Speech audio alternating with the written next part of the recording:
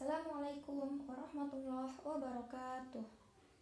Sejarah perkembangan bahasa Indonesia oleh Qori Fasdatul Jannah dengan nomor induk mahasiswa 120090003,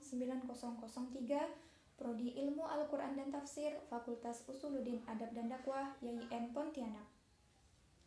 Sejarah perkembangan bahasa Indonesia. Bahasa Indonesia tidak terbentuk dengan sendirinya, namun merupakan pemisahan dan perkembangan dari bahasa Melayu.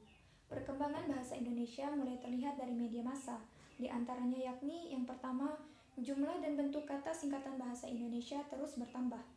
Yang kedua, meningkatnya jumlah penggunaan istilah dan bahasa asing dalam surat kabar. Contoh penggunaan istilah seperti hujat, kroni, konspirasi, arogan, KKN, proaktif, provokator, dan istilah-istilah lain yang sebelumnya tidak pernah digunakan. Sejak saat itu, masyarakat mulai menggunakan istilah, ungkapan, kalimat, dan kata-kata yang resmi milik Indonesia. Sejarah ejaan bahasa Indonesia. Ada 7 ejaan. Yang pertama yaitu ejaan Van Ophusen, yang kedua ejaan Suwandi, yang ketiga ejaan Pembaruan, yang keempat ejaan Melindo, yang kelima ejaan LBK, yang keenam ejaan yang disempurnakan atau EYD, yang ketujuh yaitu ejaan bahasa Indonesia atau PUEBI.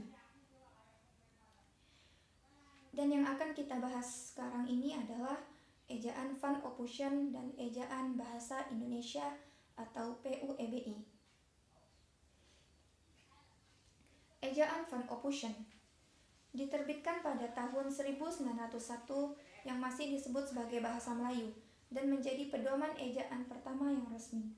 Disusun oleh Carles A. Van Ophusen dari Belanda beserta Engku Sutan Makmur Nawawi dan Muhammad Taib Sutan Ibrahim.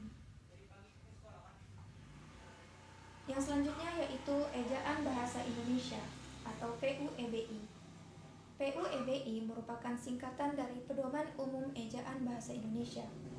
Ditetapkan berdasarkan Peraturan Menteri Pendidikan tahun 2015 dan resmi menjadi pedoman ejaan yang baru.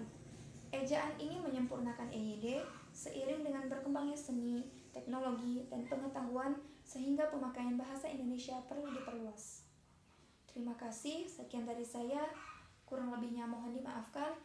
Wassalamualaikum warahmatullahi wabarakatuh.